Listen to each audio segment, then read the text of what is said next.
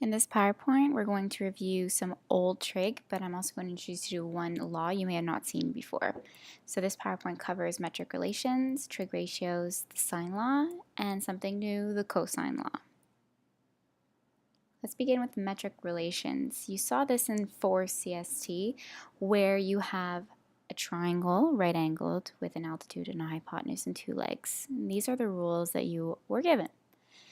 It looks something like this for the first rule dealing with the legs. So if you want to find the length of any leg, it would be the side of that leg, the side of that hypotenuse. So you would have something like this. AD over AB is equal to AB over the whole hypotenuse.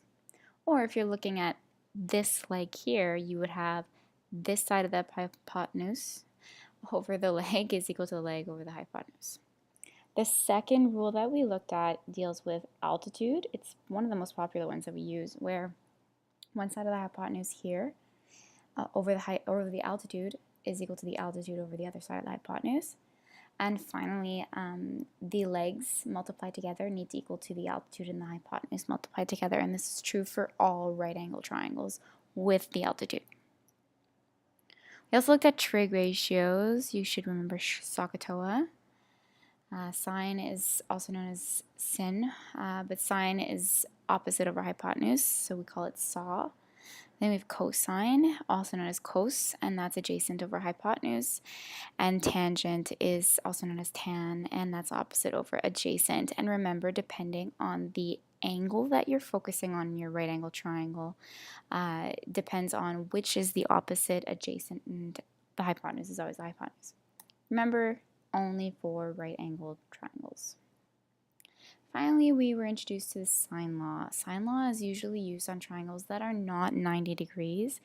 When I first introduced it to you, I labeled it in this way. Your corners, where your angles are big letters, and your side lengths are little letters.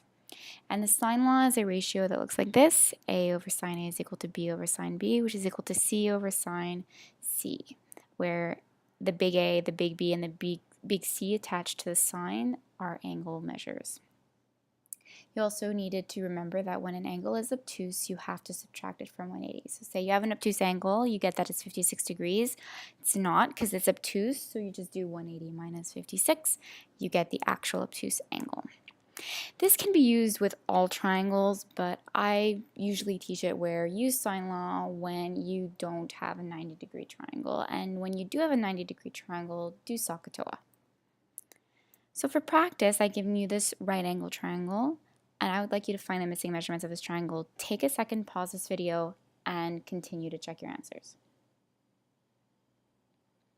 So this is what you should have got. Now using preferably SOHCAHTOA, well, you can't use sine law, or you could use sine law, but I would prefer use SOHCAHTOA.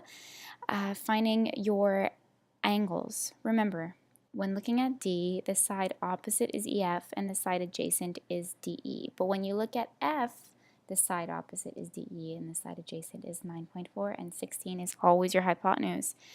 And when you find your angle measures, you can easily find your side lengths.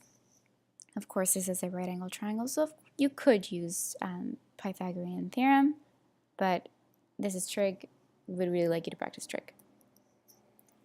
Now I'm going to introduce you to the cosine law. It's something that you've heard of. It used to be in the 4 curriculum, and then they took it out. But now in the 5 curriculum, they decided it'd be a good idea for you to maybe know how to use the cosine law. And so here it is. We're going to begin with the same triangle that we used for sine law, where again, the corners or angles have big letters and the side lengths have little letters. You can only use the cosine law when you're given any of the 3 sides of the triangles, or the 2 sides and the angle between them. This is the cosine law. The cosine law states that a squared is equal to b squared plus c squared minus 2 times bc times the cosine of a, where this letter here and this angle here are opposite from each other, and every other letter you see in between are the leftover sides. So depending on what you have and what you are looking for depends on what exactly you'll be plugging into your cosine law. So there are three different ways of looking at it, depending on the side you need. So this would be A. This is the angle across it, so big A. This is little b, so this is the angle across from it, big B.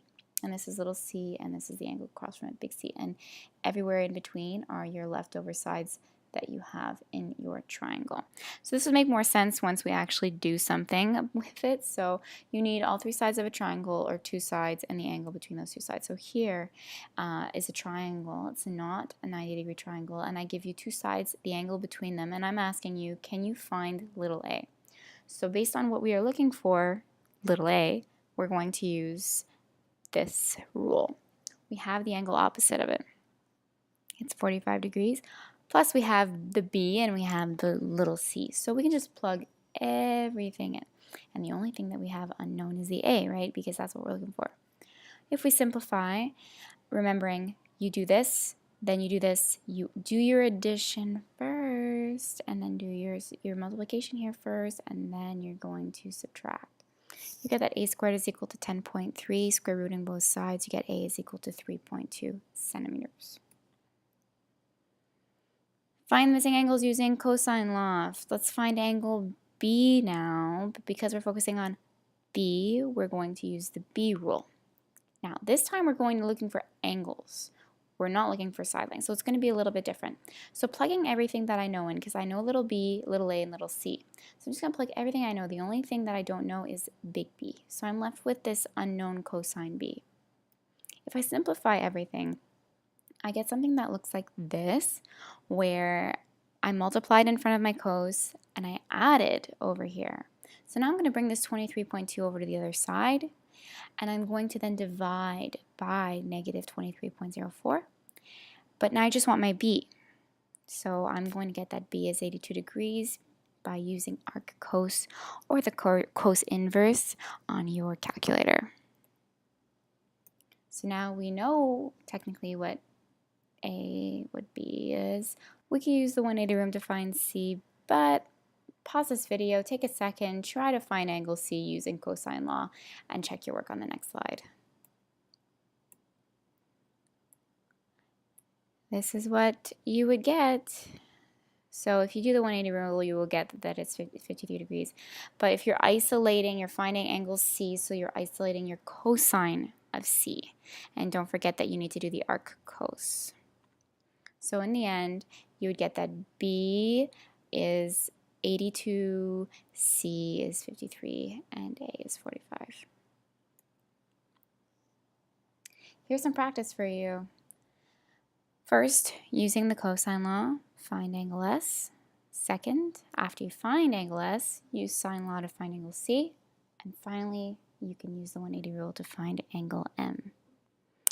Note that even though this triangle is not labeled ABC, the angle you're trying to find will be the cos, and the side opposite will be alone on the other side of the equal sign, right? So you have side is equal to, side squared is equal to this whole big formula with the cosine of the angle at the end. So just try and do it without the ABCs of this triangle. First, when we find angle S, we have to isolate cosine of S. So by doing that, I'm going to plug in everything that I know, knowing that there's three side lengths that are given to you from this triangle. When I isolate my cosine of x, I get 96.7 degrees, remembering that in this case we're doing the arc cos of negative 0.11616. That gives me 96.7 degrees for angle S. So question 2 then says use the sine law to find your missing angle Q. So by doing that, I know what my S is. So I have the side opposite and the angle. So 225 over sine of 96.7 is equal to the side opposite of my Q, which is 135, over the sine of Q. I cross multiply. I do the arc sine to find Q as 36 degrees. So now I know that S is 96.7, Q is 36.6, so I'm going to subtract everything from 180 degrees, and I will get that M is equal to 46.7 degrees. Let's recap. We did metric relations, we went over SOHCAHTOA, we went over the sine law, and you were introduced to the cosine law. In general, you have to have all three sides or two sides and the angle between them. The angle on the cos here is the angle opposite the side that you find on the left of the equal sign.